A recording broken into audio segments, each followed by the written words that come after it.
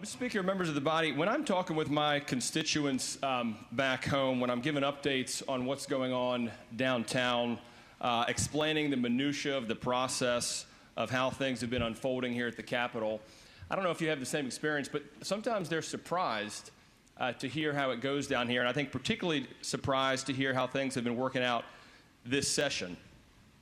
And what I mean by that is, how this representative form of government endeavor is supposed to work is that our constituents elect us for the purpose of being their voice down here, for the purpose of bringing their ideas, their concerns, reflecting their values, and proposing their ideas. And one of the main manifestations of that is that we file bills that often our constituents have asked for, that they have told us, hey, this is important, do this for us, and that even our folks come down and give testimony on it. They actually speak to real issues that they've gone through and that matter to them. But Mr. Speaker, this session, as has been mentioned before, I think there's been a breakdown of how this process is supposed to work.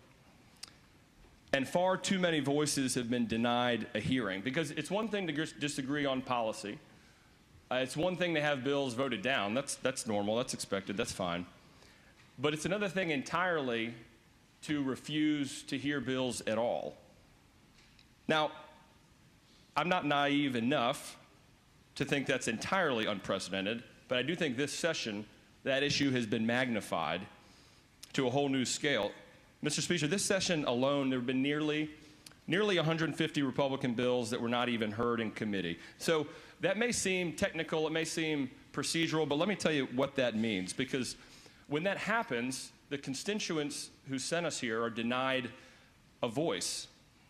Witnesses who wanted to explain their situation or their issue were denied the opportunity to do so.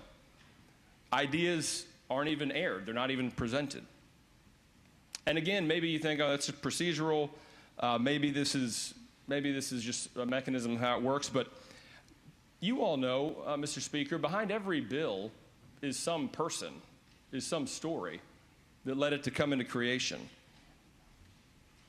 And when we refuse to hear them, what's happening is we're shutting down the voices of Virginians, and we're shutting down those stories and shutting down those voices. Now, maybe, Mr. Speaker, if somebody were to hear this, they would say, well, maybe just the most partisan out there bills are the ones that are getting left out.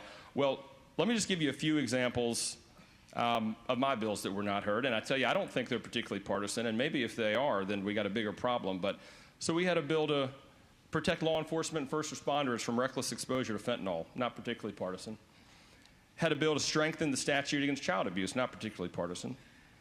A bill that would increase the penalties for solicitation of prostitution to fight the demand side of human trafficking. I don't think that's particularly partisan.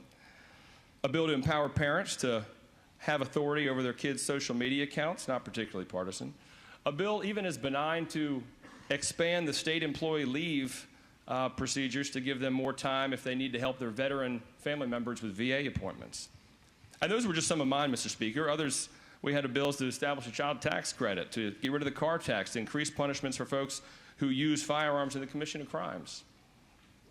Mr. Speaker, I don't think any of these things are particularly high on the partisan rankings.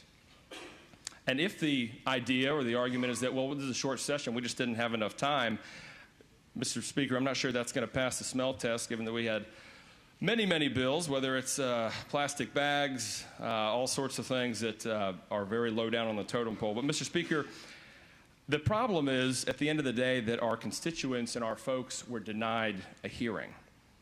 And the bigger question, and I think one a lot of people have been asking, is what are we judging things on down here? Are we making judgments and discernments based simply on the party of the patron? Are we making decisions simply on shallow judgments, on the identity of the person bringing the bill, on the party of the person? Or are we going to judge things based on their merit, based on their content, based on their real value? And I would suggest, Mr. Speaker, if we go out and talk to regular folks here in Virginia, you're going to get broad agreement that ideas and bills should be judged not based on the party of the person bringing them, not based on whether there's an R or D next to the name, but we should dive in and look at the merit, look at their content, let people speak to them, and then assess and then judge. But, Mr. Speaker, unfortunately, that is not what we've had this session. And I think the people of Virginia deserve to know what's happening down here at their General Assembly. That their ideas and their values are not getting a hearing. They're not just getting voted down.